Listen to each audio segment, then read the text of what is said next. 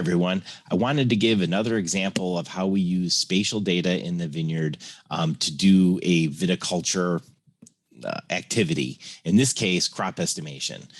So it's 30 days after bloom in the Concord industry, and that's when we do our in-field mid-season crop estimation. And we want to be able to collect better sample locations in our vineyard to give us a better crop estimate.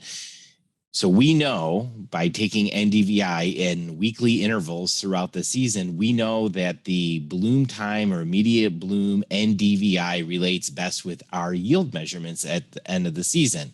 So we want to leverage that. We want to take that bloom time NDVI, stratify our crop estimation samples against the pattern we see in NDVI, and then we translate that and see how well it matches up with our actual yield map at the end of the season. So in this example, I'm starting here with a bloom time NDVI of the whole farm, and I want to estimate the crop in railroad block. So I take all of this data and I go through the process of trimming and cleaning that data. So I just have the data within our block, and then I interpolate that data. So I get an interpolated map of NDVI at bloom, and I've broken it up into 3 zones. So I have a high, medium, and low, and I want to stratify sample locations across those 3 zones. So in this case, I'm going to have 2 samples in the blue, 2 samples in the green, 2 samples in the red. And you can do that by going to the grid generator, selecting this interpolated map, and telling it to give you 2 random samples stratified across the 3 zones. And I'll post a link to the earlier tutorial on how to do that. And so I come up with 6 crop estimation locations, 2 in the red, 2 in the green, 2 in the blue. And I navigate to those points in the field and do my mid-season crop estimate. And the way we do that is we take a harvester, we clean pick 1% of an acre within each one of those little dots. We weigh the fruit. And if it's at 30 days after bloom, we double the weight of that fruit. And that's what our final crop estimate is going to be. And I will post a link to an article that is, from 2003, so almost 20 years old, on how we've been using that crop estimation method in Concord vineyards very successfully over the years. So now I want to translate my in-field measurements with my NDVI spatial map and come up with a crop estimate. And when I do that, I get a predicted yield map that looks something like that. And then at the end of the season, so this is at 30 days after bloom, this is what my estimated yield map is.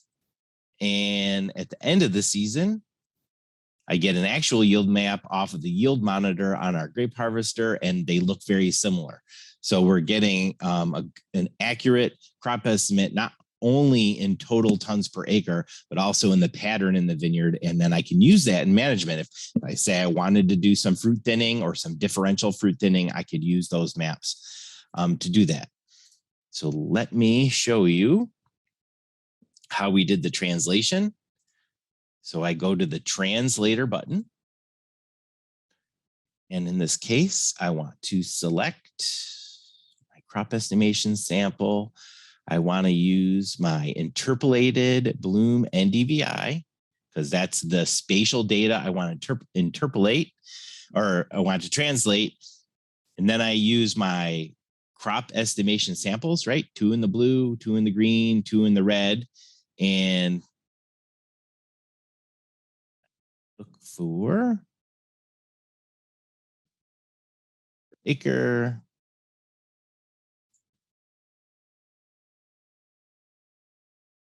And I look at that relationship, and there's a positive relationship between the 6 samples I collected in the field and the NDVI. So I like that. And I just hit the translator button.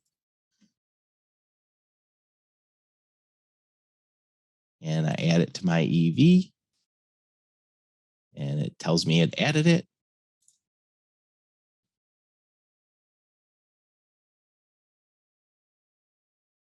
So I have this translated map now, which I have already done before. Want to break it up into zones.